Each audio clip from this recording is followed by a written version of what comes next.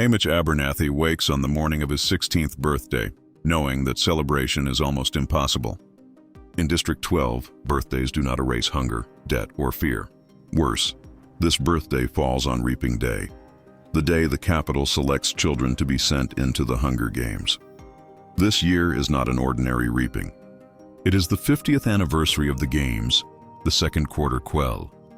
To make the punishment more memorable, the capital will take twice the usual number of tributes from every district. 4 children from District 12 will be sent to the arena instead of 2. Haymitch begins the story as someone who has learned to survive by expecting very little. He works, bargains, distills liquor in secret, and tries to protect his widowed mother and younger brother, Sid. He does not imagine himself as a hero. His greatest hope is simply to make it through the day and return to the people he loves. But Suzanne Collins begins the novel with a question larger than survival. What happens when a government convinces ordinary people that cruelty is permanent? Resistance is useless and tomorrow must resemble yesterday? Section 2. The Boy Before the Victor. Readers of the original Hunger Games trilogy know Haymitch as a bitter, alcoholic mentor who hides intelligence behind sarcasm. Sunrise on the Reaping forces us to remember that he was not born that way. At 16, Haymitch is sharp, funny, protective, impatient, and deeply alive. He understands the rules of District 12 well enough to bend them without openly challenging the capital. He sells homemade liquor, reads people quickly, and uses humor as both armor and rebellion. He loves his family. He worries about money. He notices injustice, but has not yet decided that he can change anything. His cynicism is not complete. Beneath it lives a dangerous capacity for hope. This matters because the novel is not simply explaining how Haymitch won the games. It is explaining how a state manufactures the broken man we later meet. The story asks us to watch the capital take a complicated teenager and systematically remove every place where love gives him strength. Section 3. Lenore Dove.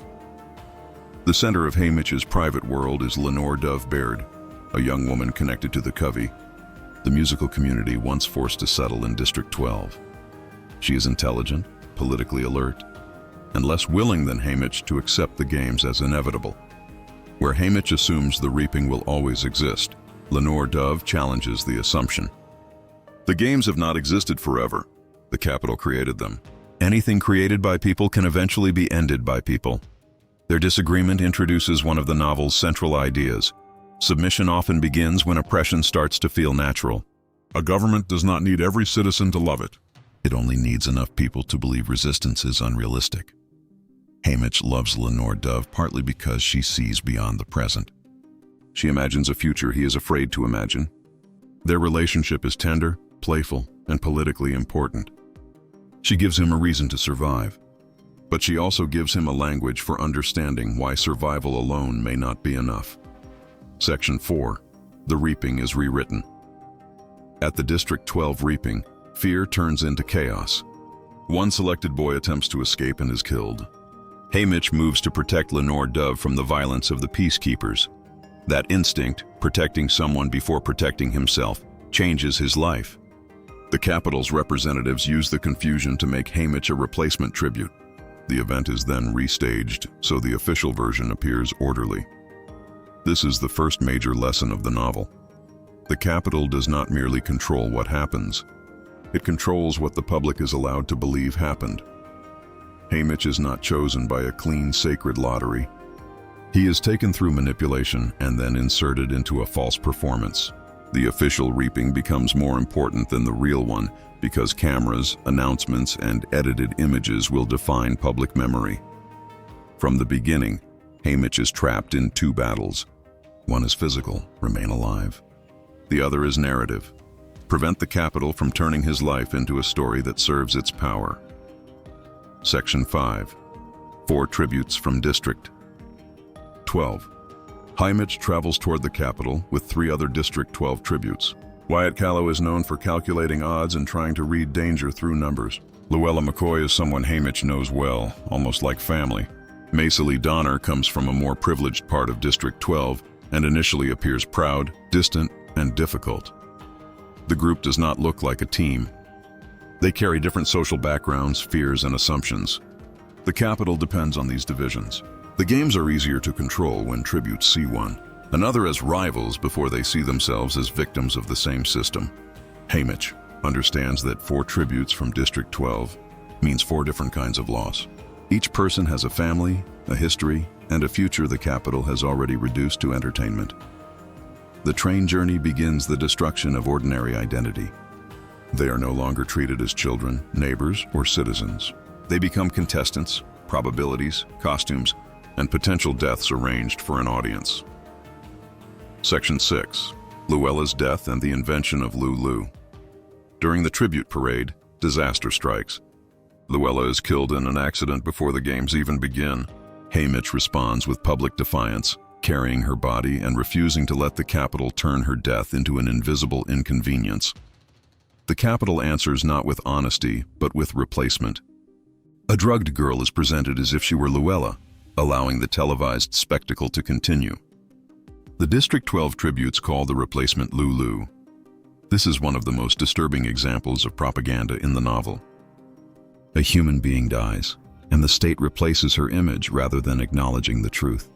Identity becomes a costume that can be placed on another body. Haymitch recognizes the obscenity immediately. The capital is not only willing to kill children, it is willing to erase the fact that a specific child ever existed. Luella's replacement reveals the ultimate goal of authoritarian storytelling.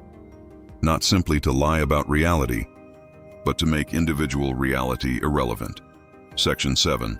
President Snow's warning. Haymitch's defiance brings him to the attention of President Snow.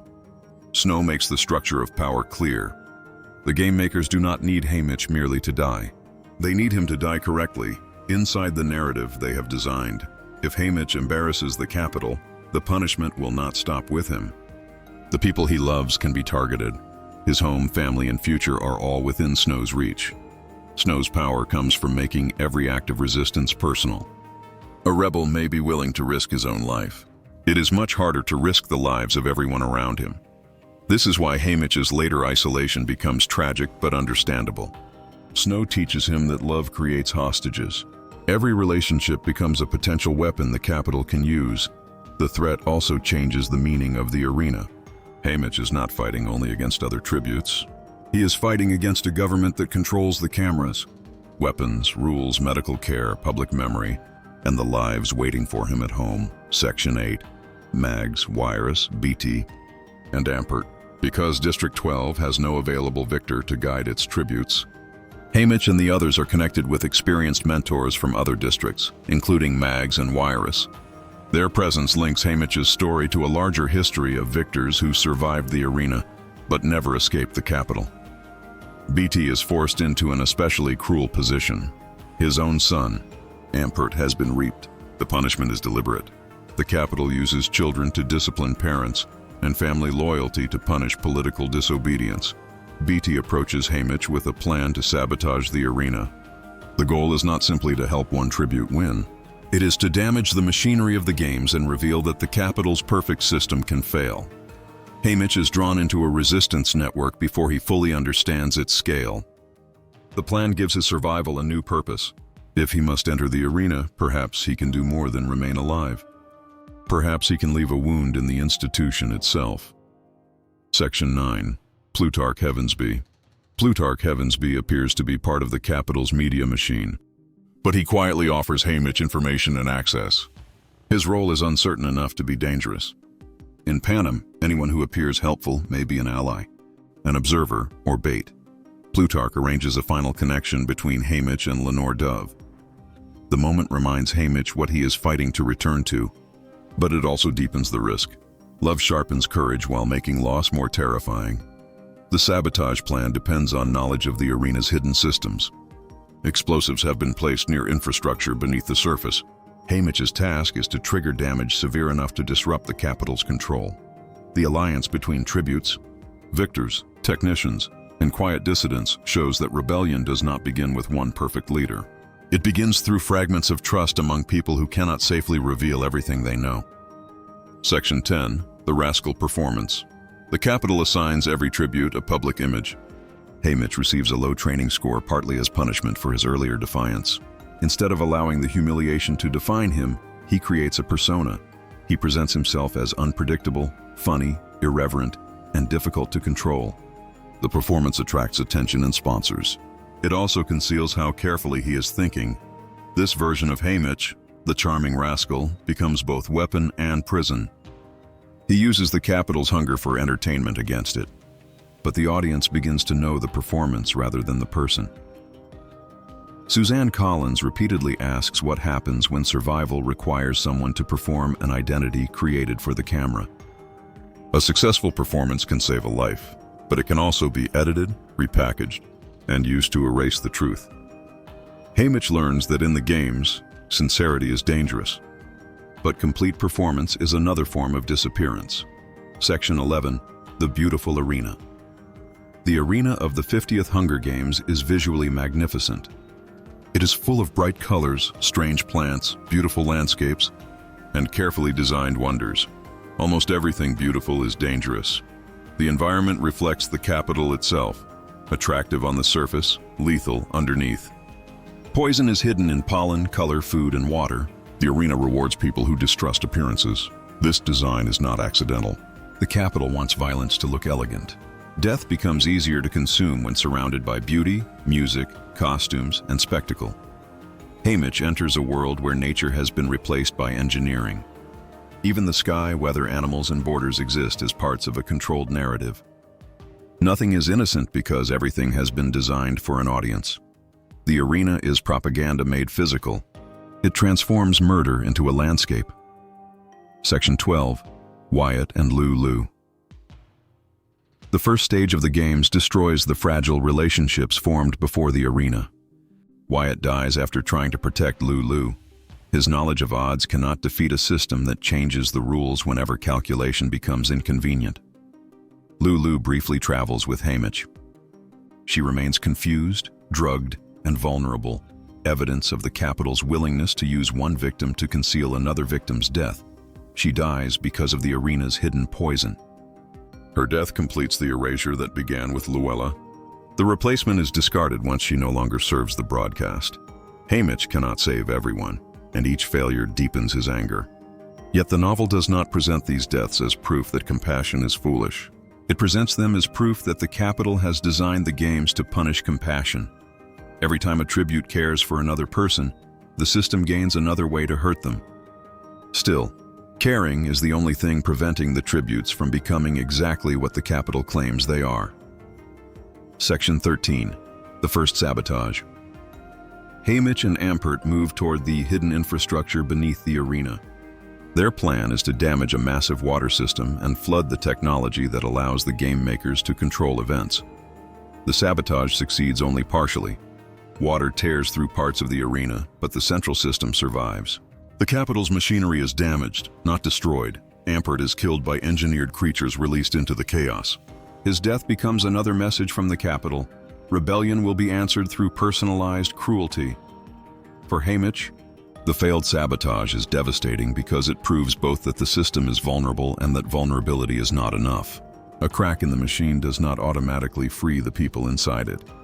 Resistance becomes a series of incomplete victories. The arena can be wounded, the broadcast can be disrupted, but the capital has redundancies, replacements, and punishments ready. Section 14, Maysilee Donner. Haymitch's relationship with Maysilee changes inside the arena. The distance between them was built partly from class and reputation. Survival forces them to see beyond those categories. Maysilee is intelligent, capable, and armed with poisonous darts. She saves Haymitch, and the two form a partnership based less on affection than on earned respect. Their alliance matters because it challenges the divisions encouraged by the capital. District 12 itself contains inequality, resentment, and social separation.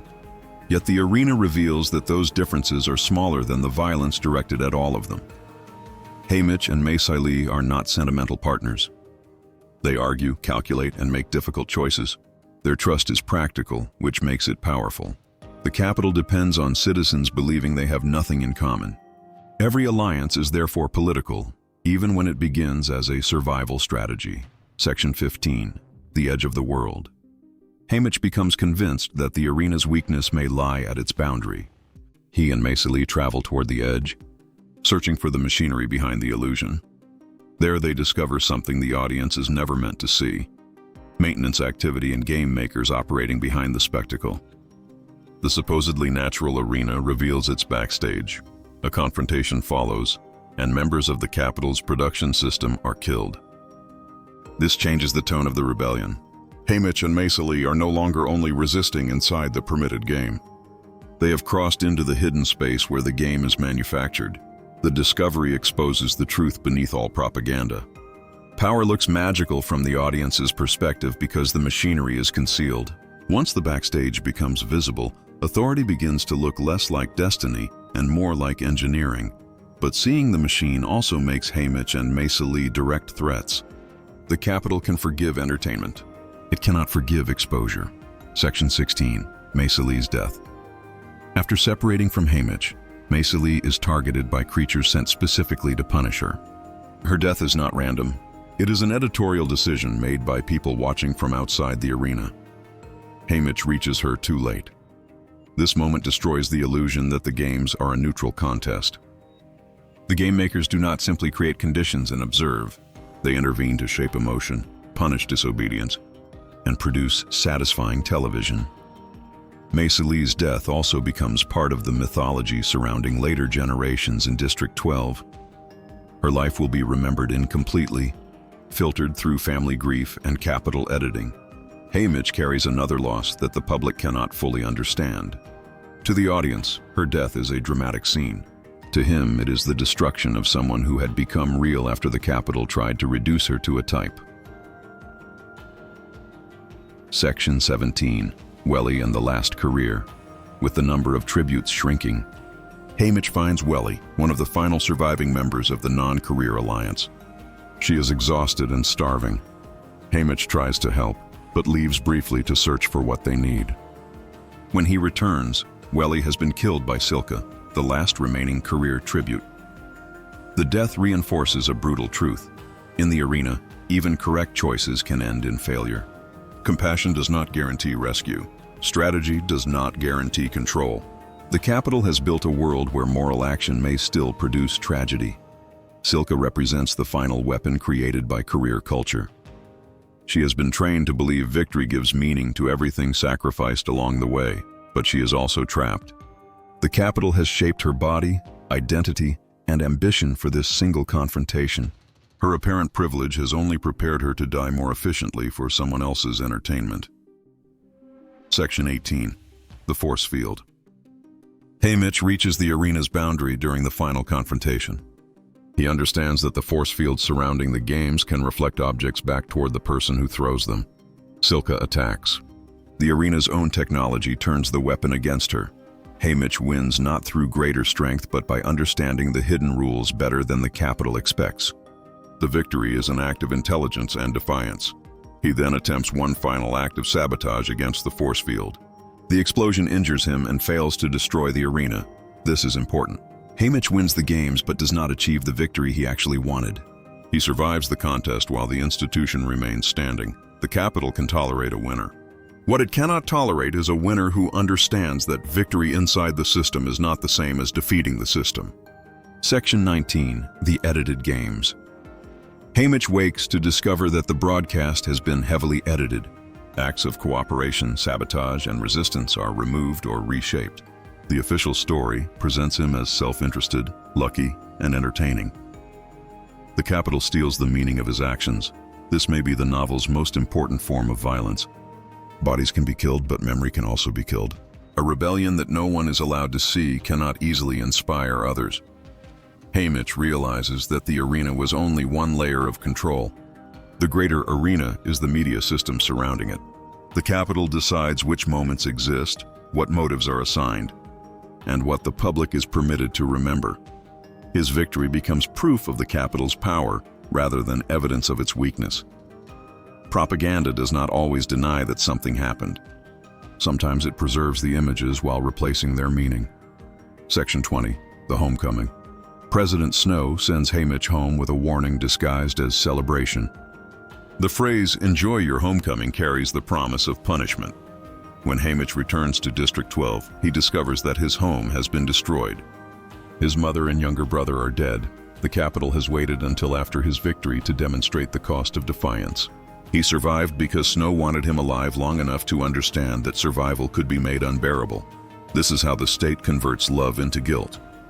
Haymitch begins to believe that everyone close to him dies because he resisted. The victory the district is expected to celebrate becomes a private catastrophe. Publicly, he is a champion. Privately, he has lost the home that made returning meaningful. The capital does not merely punish Haymitch. It tries to teach him that hope itself is irresponsible. Section 21. The Poisoned Gift. Haymitch reunites with Lenore Dove, the person who represented a future beyond the games. For a brief moment, survival seems to have preserved something. Then the capital takes her too. Haymitch unknowingly gives Lenore Dove a poisoned sweet planted as part of Snow's revenge. She dies in his arms. The cruelty is precise. Snow does not simply kill the person Haymitch loves. He makes Haymitch the instrument of her death. This destroys trust in his own actions. Feeding, protecting, loving, and returning home have all been transformed into mechanisms of punishment. Lenore Dove's final hope is that Haymitch will continue resisting the world that creates another sunrise on another reaping day. But grief makes that mission almost impossible. The capital understands that killing a rebel can create a martyr. Breaking him while keeping him alive may be more useful. Section 22. The creation of the drunken mentor. After the games, Haymitch withdraws. He drinks heavily, isolates himself, and pushes people away. From the outside, his behavior looks like surrender. From inside his experience, isolation is an attempt to protect others. Snow has taught him that connection creates targets. Alcohol becomes anesthesia, performance, and camouflage. It dulls memory, makes him appear harmless, and reduces the number of people willing to stand close to him. This does not make his addiction noble or harmless. It explains the machinery behind it. Haymitch's self-destruction is both trauma and strategy. The capital successfully rewrites him in public. The clever boy who tried to damage the arena becomes the embarrassing victor who drinks too much. By the time Katniss meets him decades later, even she initially sees the version the capital created. Section 23. The Ember That Remains. Haymitch's resistance does not disappear completely. During the victory tour, Plutarch reminds him that the fight is larger than one failed sabotage and one stolen broadcast. This does not restore what Haymitch lost. Hope cannot resurrect his family, Maysilee, or Lenore Dove, but it prevents Snow from achieving total control over his meaning. Haymitch begins to understand that survival may preserve information, memory, and possibility for someone he will never meet. His later decision to help Katniss and Beetee becomes more powerful in this context.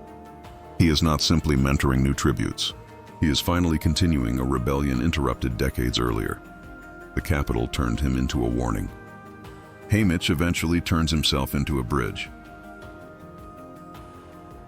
Section 24. The Geese and the Epilogue.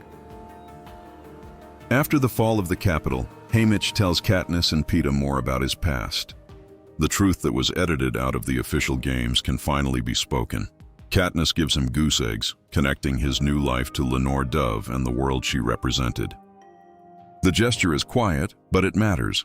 The geese symbolize memory that has survived propaganda. The capital could destroy a home, poison a person, and rewrite a broadcast. It could not permanently eliminate the meaning Haymitch carried. For decades, his grief looked like emptiness. The epilogue reveals that memory remained alive beneath the damage. Healing does not erase what happened. It creates a future in which loss no longer belongs exclusively to the people who caused it. Haymitch cannot return to the boy he was, but he can protect the truth about that boy. Section 25, the final message. Sunrise on the Reaping is not primarily a story about how Haymitch Abernathy won the 50th Hunger Games. It is a story about how power controls reality. The capital selects children, designs the arena, edits the broadcast, replaces the dead, creates public identities, punishes families, and then teaches the country to call the result entertainment. Haymitch's most dangerous act is not surviving. It is attempting to show the machinery behind the spectacle. That is why Snow's revenge is so complete. Haymitch must not merely lose people. He must be made to believe resistance caused their deaths, and silence would have saved them. But the novel refuses to let the capital have the final, version, the broken mentor from the original trilogy is revealed as someone who resisted long before Katniss entered the arena.